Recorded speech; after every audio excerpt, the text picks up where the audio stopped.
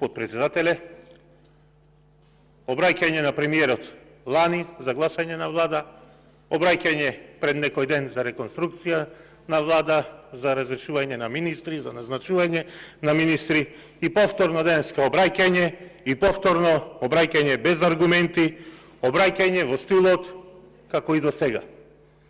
Повторно празни зборови, приказки за мали деца. Приказки за зајакнување на позициите на Република Македонија на меѓународен план, развивање на односите со соседите, окрупнување и издружување на сите прогресивни демек партии за пристапување на Република Македонија во Европска Унија. До толку ги развивте односите со соседите, господине премиер, што едните ни сменија име, а другите сакаат комплет да не обезличат. Мислам и впечаток ми е дека колку повеќе се сближувате, подалеку сме од Европската Унија, а во моментов како што ни најавуваат од вашиот сближен сосед, дека и сне пред вето. Како вчера да беше, кога не бомбардиравте со скапо платени спотови медиумски за бесплатно здравство, за инвестиции надвор од државата, за инвестиции во Европа, како вчера да беше кога го слушав по вашите скапо платени спотови тогашниот собственик на Евростандард банка Трифун Ковстовски, како што не убедуваше дека тешко му било за сменување на името, но како стопанственик мене ми е најважно, велеше, да имам европски пазар за мојата банка. За по неколку месеци потоа да плачи и да изјавува дека Евростандард беше убиена со умисла.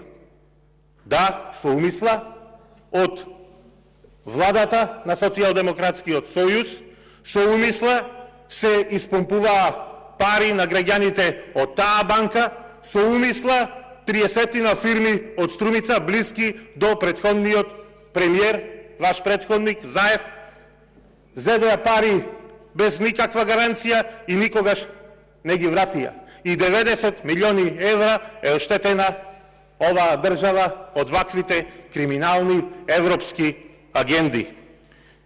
Како вчера да ги гледам скапо платените билборди каде што ветувавте бесплатно здравство во ЕУ.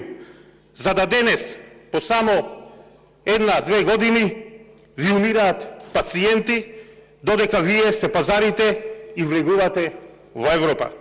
Граѓаните ви умираат во нехигиена по болниците.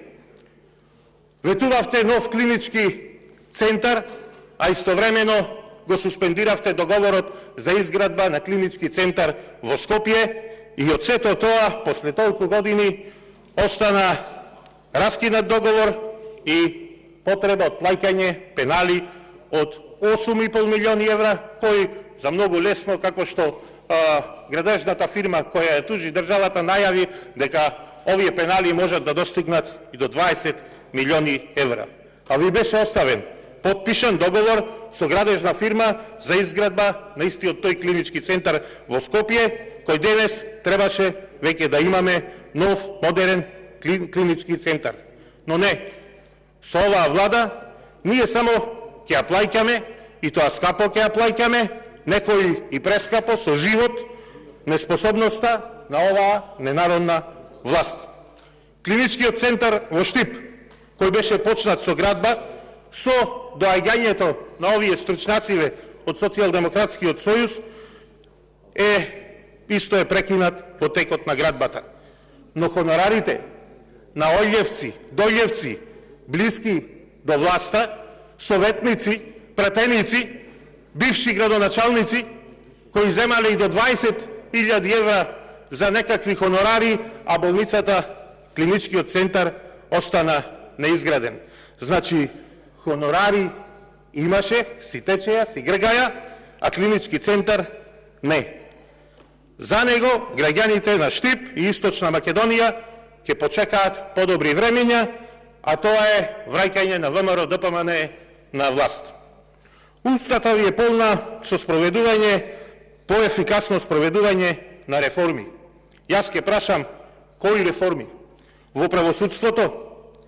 Па кој не ви упати критика по оваа тема? Нема амбасадор кој не ве критикуваше. Последно и австрискиот амбасадор кој ви упати јавна и недвосмислена критика дека го кршите Уставот. Замислете, амбасадорите повеќе се грижат за спроведувањето на Уставот отколку оваа неспособна и ненародна власт.